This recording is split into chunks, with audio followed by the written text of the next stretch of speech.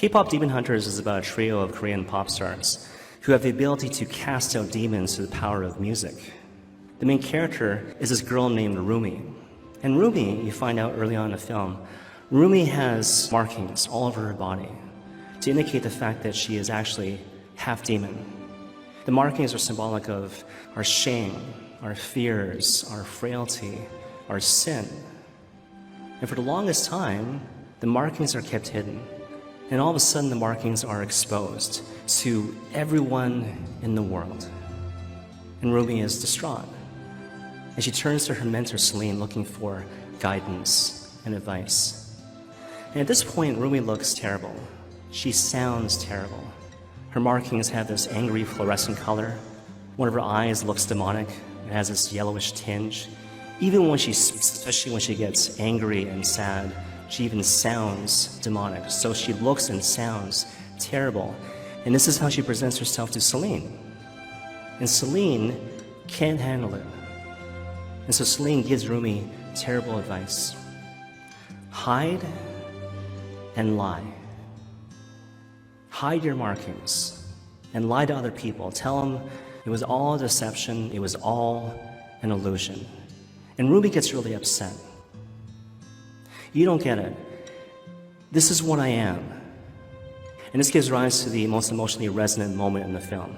So basically, Rumi looks at Celine, and Rumi starts pleading with Celine to look at her. Just look at me. Can you be with me in my brokenness, in my fears, in my vulnerability? But Celine, the whole time, is just looking down. She doesn't because she can't. She lacks character. She lacks courage. And so Rumi starts to beg. Why won't you look at me? Why can't you love me? And Celine says, I do. No, all of me. And Celine has no answer. And so it seems like all is lost. So we come to the end of the film. Rumi is in a stadium full of people. And she confronts the main antagonist of the film, the king of the demons, who is emblematic of the devil, this character named Kima. He plays the role of the accuser, again, an imitation of the devil, throwing in Rumi's face all her shame, her fears, her faults, her failings. And she responds by singing this song, What It Sounds Like. And the key lyric in the song goes like this. I'm broken in a million pieces, and I can't go back. But now I see the beauty in the broken glass. And these scars, they're a part of me, darkness and harmony, my voice without the lies.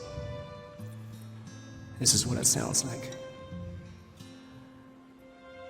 And it's that voice grounded in courage and truth, which gives rise in turn to the song, which casts out evil and wickedness forever.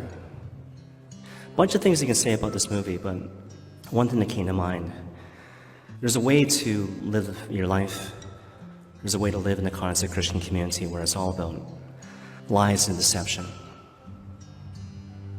You're trying to deceive other people. You're trying to deceive yourself. Trying to pretend that you're someone that you're not. I'm not a sinner. I'm not broken. I don't have problems or issues or concerns. Whereas the reality is, no matter who you are, all those things remain true throughout the course of the pilgrim journey. That's why it's called the pilgrim journey. But that is not the fullness of the truth. You're a sinner, but you're a beloved sinner. You are broken, but you are loved in your brokenness.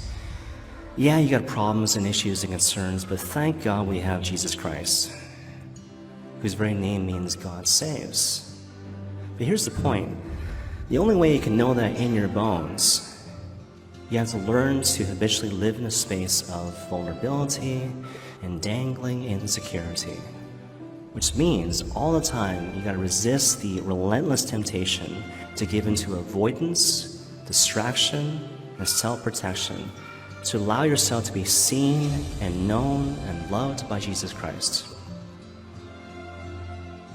Now, practically speaking, what does this mean? In a word, honesty. Honesty with the Lord in prayer.